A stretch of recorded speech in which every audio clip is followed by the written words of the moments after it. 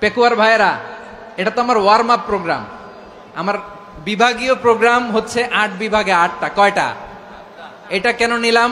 নেয়ামতুল্লাহ নিজামীর জ্বালা থেকে বাঁচার জন্য নিলাম। ওর জ্বালাতনে ও পারে না মালয়েশিয়া থেকে আমার টেনে নিয়ে আস, চার্টার ফ্লাইট ভাড়া করে পারে না নিয়ে আস।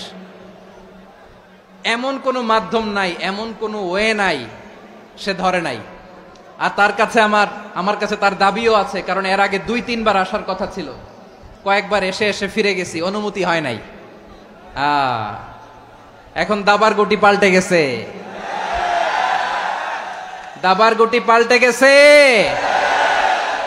এক মাঘে শীত যায় না, কিন্তু আমরা স্মরণে রাখি না, ভুলে যাই। এটাই বড় আফসোস প্রিয় ভাইরা। তো এটা ওয়ার্ম আপ প্রোগ্রাম, এটা ওয়ার্ম আপ উদ্বোধনী প্রোগ্রাম, বিভাগীয় প্রোগ্রাম আমার জানুয়ারি থেকে শুরু।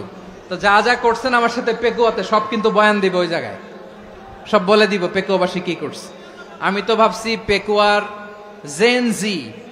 জেনারেশন জি আমাকে এমন ভাবে রিসিভ করবে, আমার কোনো ব্যাক পেতে হবে না, কষ্ট পেতে হবে না। আমাকে স্মার্টলি তারা স্টেজে রিসিভ করবে, স্মার্টলি তারা সেফ এন্ট্রি সেফ এক্সিট দিবে। তো বাস্তবে তো উল্টা, একেবারে উল্টা।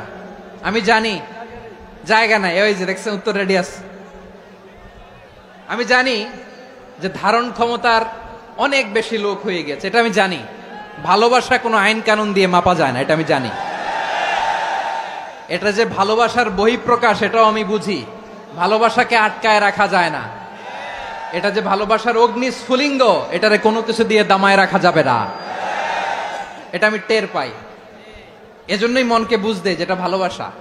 মেহেরবানি করে অল্প কয়েকটা মিনিট একটু সুশৃঙ্খল আমার সাথে থাকতে হবে, আল্লাহর ওয়াস্তে, আল্লাহর ওয়াস্তে।